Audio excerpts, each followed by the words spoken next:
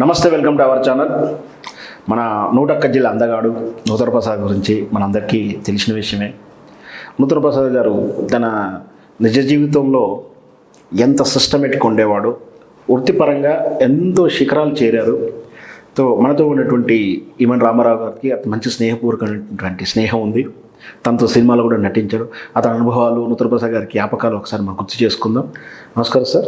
నమస్తే సార్. నూతన ప్రసాద్ గారు అంటేనే అందరికీ బాగా మన ఇంటి వ్యక్తిగా ఫీల్ అవుతాం. అంటే ఒక ఫాదర్ క్యారెక్టర్ వేసినా కూడా, ఒక తాత క్యారెక్టర్ వేసినా, ఒక సైడ్ క్యారెక్టర్ వేసినా, చివరికి విలన్ పాత్ర వేసినా కూడా దాంట్లో ఒక మెసేజ్ కానీ ఒక మెచ్యూరిటీ లెవెల్స్ కనపడుతూ ఉంటాయి. సో మీరు నూతన ప్రసాద్తో కలిసి పనిచేశారు. నేను ఈటీవీలో ఉన్నప్పుడు నేరాలు ఘోరాలు చేస్తున్నప్పుడు అతనితో కలిసి 3 సంవత్సరాలు ట్రావెల్ చేయడం జరిగింది. మంచి అనుభవాలు ఉన్నాయి. సో మనం విశేషాలు ఒకసారి పంచుకుందాం సార్. మీరు చెప్పండి, నూతన ప్రసాద్ గారు ఎలా పరిచయము, ఏం జరిగింది, ఎలా ట్రావెల్ జరిగేది? నేను అప్పుడు దాసరి గారి దగ్గర కో-డైరెక్టర్గా ఉంటుండేవాడిని అండి. నేను 1984-85లో డైరెక్టర్ అయ్యాను. అప్పుడు అంటే నేను, కనకాల దేవదాసు,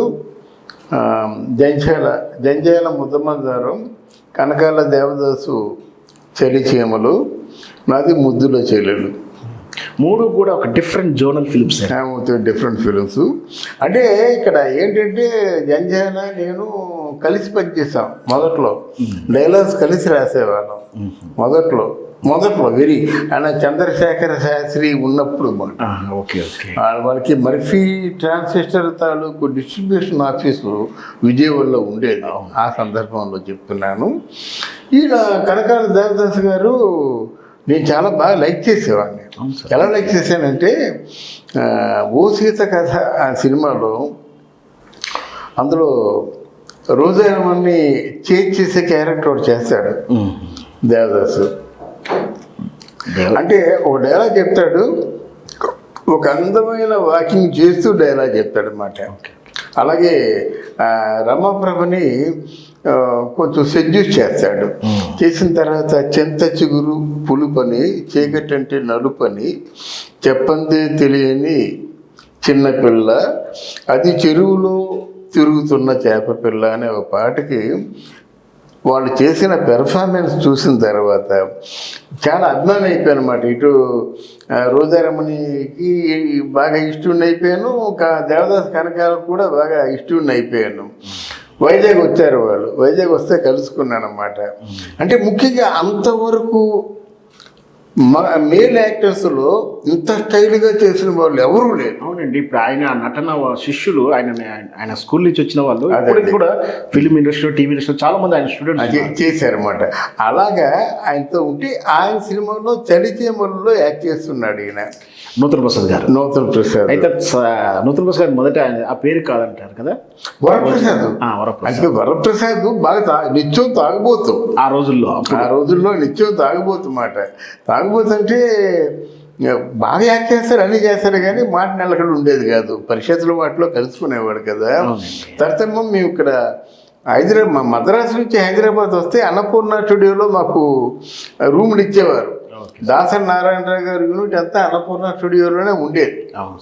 ఉంటే అక్కడ ఈ అసోసియేట్ డైరెక్టర్ని వీళ్ళందరినీ కలుసుకుంటుండేవారు అన్నమాట. వీళ్ళు వచ్చి అలా కలుసుకున్న వాళ్ళలో నూతన ప్రసాద్ని వరప్రసాద్ కూడా ఉండేవాడు.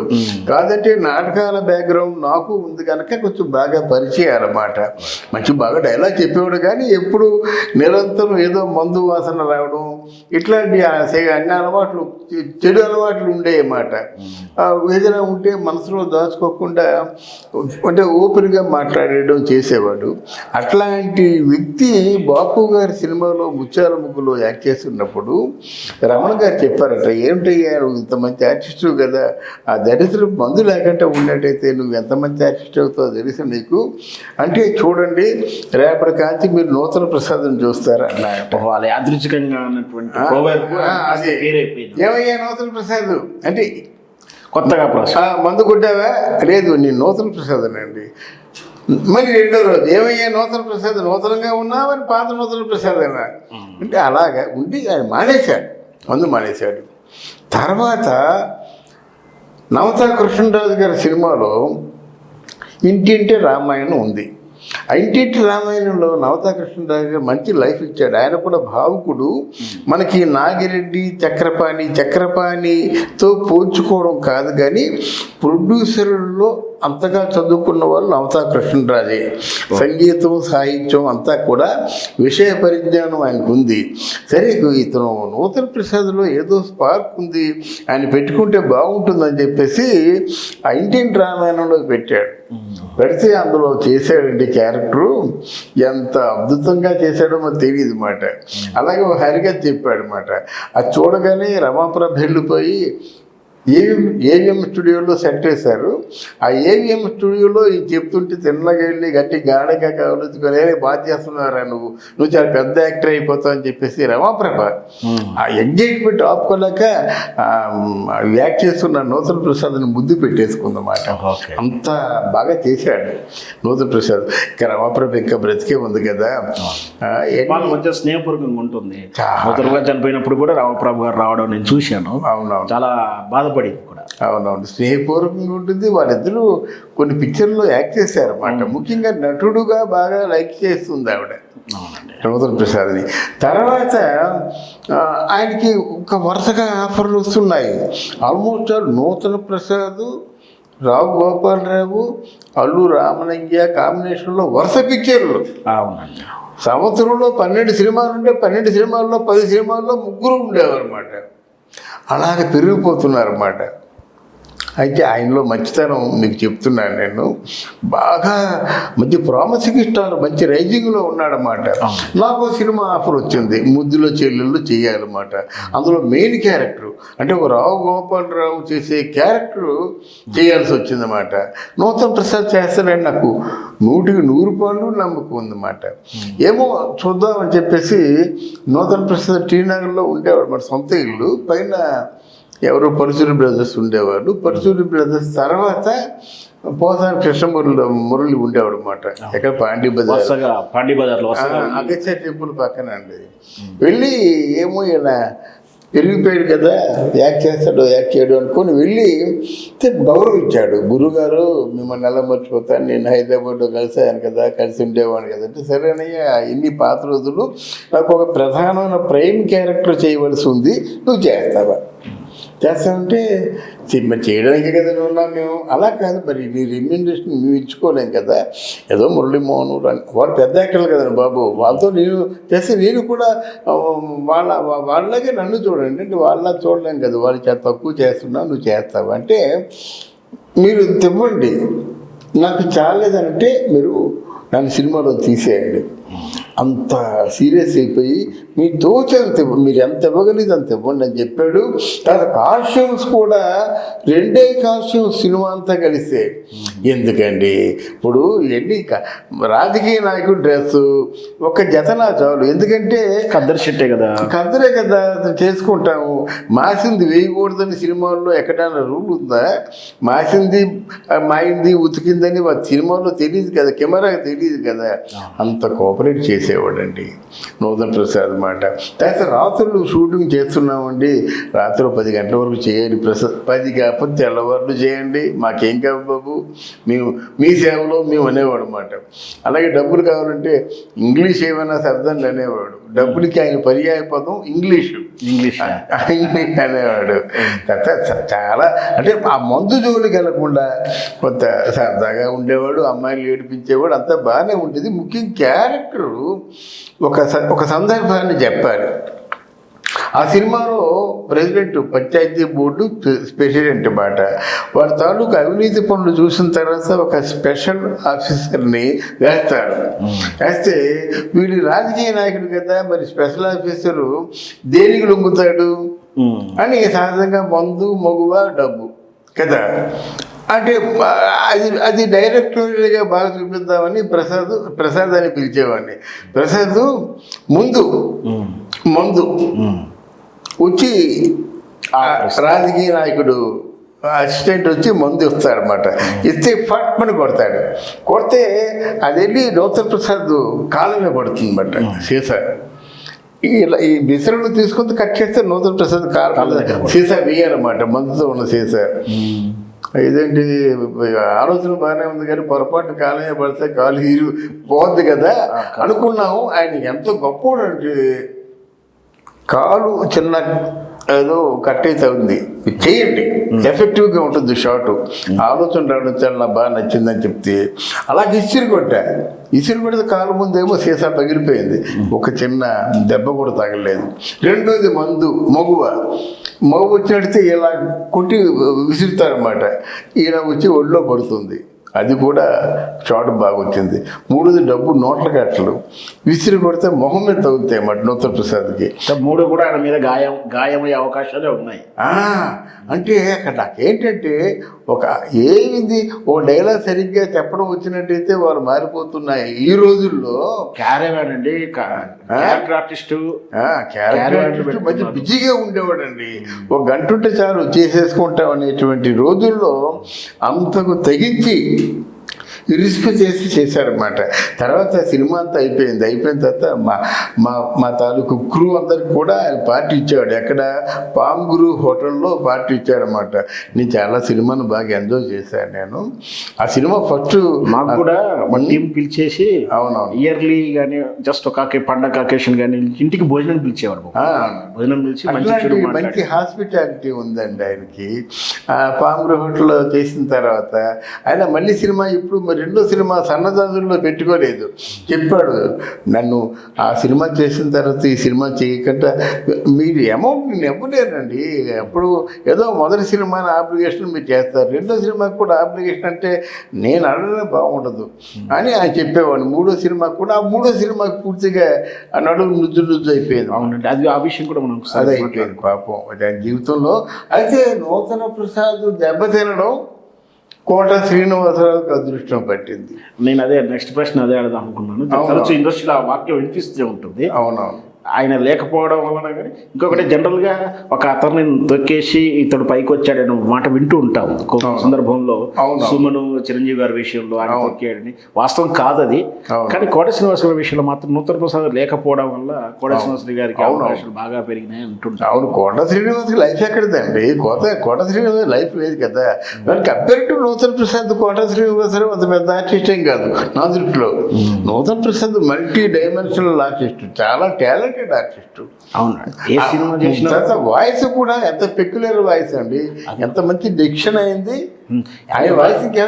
ఈ రోజు కూడా సినిమాలో కాకుండా టీవీ ప్రోగ్రామ్ నేరాలు ఘోరాల ద్వారా అవును ప్రతి ఇంటింటికి చేరిపోయింది ఆయన వాయిస్. ఇప్పటికి కూడా మిమిక్రీ ఆర్టిస్ట్ డ్రామాటిక్ గా చెప్పడం. ఆయన తర్వాత అంత బాగా ఇంపాక్ట్ గా ఏ ప్రోగ్రామ్ చేసినా ఎక్కడ లేదు, ఆయన మాత్రమే చేయగలడు, ఆయనకు మాత్రమే షూట్ అయింది. అయితే నూతన్ ప్రసాద్ గారికి ప్రమాదం ఏంటి, దాని తర్వాత ఆయన ఇటువంటి పరిస్థితులు ఎలా ఎదురైంది, అసలు ప్రమాదం తాలూకు వివరాలు ఒక్కసారి మీకు తెలిసిన వివరాలు. అది ఒక డైలాగ్ ప్రత్యేకించి చెప్పుకోవాలి. బాబాయ్ అంటే నాకు వెన్నుపూస కాస్త వెన్నపూస అయిపోయేలాగా ఉందంటాడు సినిమాలో డైలాగ్. ఒక సినిమాలో డైలాగ్, ఆ సినిమాలో డైలాగే బామ్మాట బంగారు బాటలో భానుమతి ఆయన కొట్టడానికి ప్రయత్నం చేస్తాడు. అమ్మో నువ్వు కానీ కొట్టావంటే నా వెన్నుపూస కాస్త వెన్నపూస అయిపో అంటే భగవంతుడు అలా పలికిస్తాడేమో తెలియదండి. సిమ్టమ్స్ పంపించాడు, పలికిస్తాడు తెలీదు. నేను తర్వాత కూడా కలుసుకునేవాడిని. రవీంద్ర భారతిలో ఆయనకి మన ఎన్టీ రామారావు మంచి పదవి ఇచ్చారు ఆయన. రవీంద్ర భారతిని చూసుకుని అక్కడ అన్ని కూడా నాట్యానికి సంబంధించిన బోర్డ్స్ పెట్టడం చాలా బాగా చేశాడు. ఫైన్ ఆర్ట్స్ విషయంలో ఉత్తర ప్రసాద్ విభాగం వచ్చినప్పుడు ఏవేమో వాళ్ళు కూడా కొన్ని సినిమాలు 99 years నెగిటివ్ రేట్స్ ఇచ్చారు కదా, కొన్ని కోట్లు వస్తున్నాయండి. రెవెన్యూ పరంగా చాలా బాగుంది వారికి, వాళ్ళ ఫ్యామిలీకి రెవెన్యూ పరంగా చాలా బాగుంది. పాత సినిమాలు ఆర్థికంగా కూడా క్రమశిక్షణతో వృత్తి వ్యవహరించాడు కాబట్టి ఆర్థిక క్రమశిక్షణ ఉంది. స్థితిమంతిగానే ఉన్నాడు, మరి ఇబ్బంది పడినటువంటి. ఇక్కడ హైదరాబాద్ లో కూడా వెల్ సెటిల్డ్.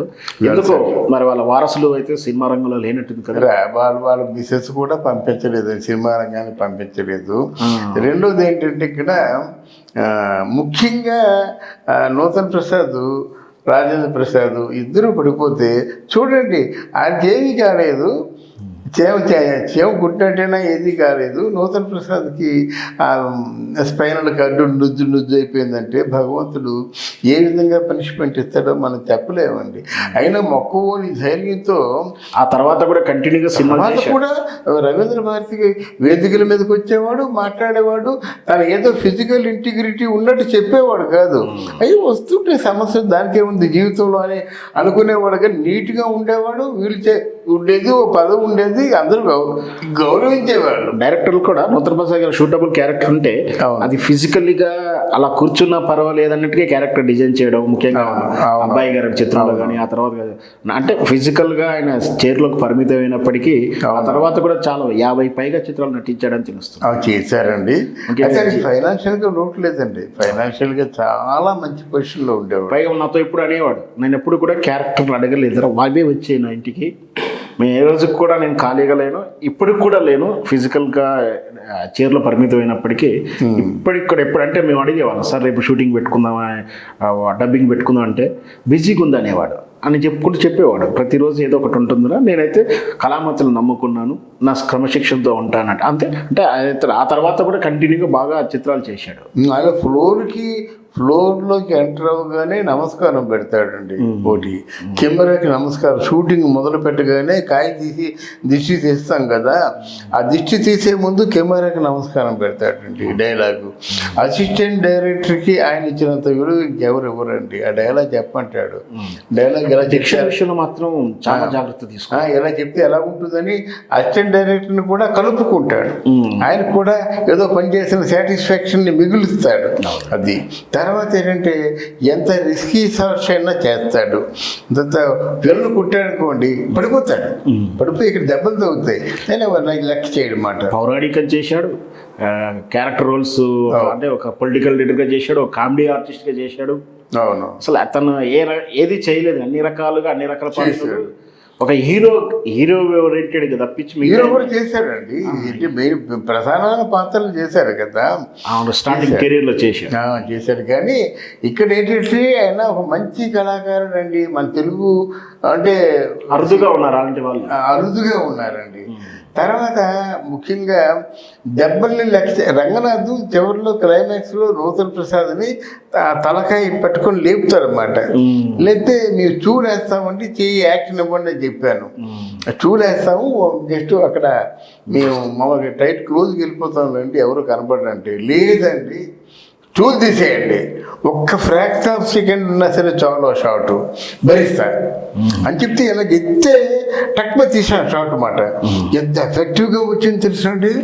అంటే అంత రిస్క్ చేస్తాడు.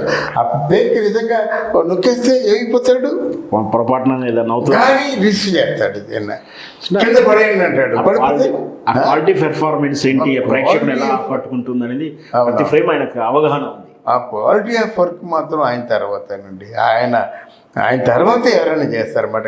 అంటే చక్కగా బాగా జ్ఞాపకం చేశారు. నూతన్ ప్రసాద్లో ఉన్న గొప్పతనం ఏంటంటే, ముఖ్యంగా నాటకాలలో ఎవరైనా బాగా చేస్తే గ్రీన్ రూమ్కి వెళ్ళిపోయి ఆవిడని అభినందించేవాడు. అందులో మద్రాసులో మహాలక్ష్మి క్లబ్ అని ఒకటి ఉండేది. మహాలక్ష్మి క్లబ్లో నెల నాటకాలు అవుతుండేవి. దాంట్లో నా నాటకంలో హీరోయిన్ నవీన అని ఒక అమ్మాయి, చాలా మంచి ఆర్టిస్టు. ఆవిడ యాక్ట్ చేస్తుంటే తిన్నగా గ్రీన్ రూమ్లోకి వెళ్ళిపోయి ఆవిడ నీ అభిమానం చెప్పుకున్నాడు. తర్వాత నవీనతో చాలా కాలం స్నేహపాత్రంగా ఉండేవాడు అనమాట. ఇక్కడ నీకు చెప్పొచ్చేదంటే వీరిద్దరి మధ్య అక్రమ సంబంధం అంటగట్టడం కాదు, కానీ అంటే నటనని అంతగా ప్రేమించేవాడు. అలాగే మన అర్చన లేదు, నల్ల సుశీల కూతురు మాట అర్చన అంటాము, కానీ తన పేరు సుధా. ఆవిడ తూర్పు సావిత్రి చేసేదన్నమాట. ఆ తూర్పు సావిత్రి నల్లరామూర్తి రాసినట్టయితే వేసింది ఆవిడ.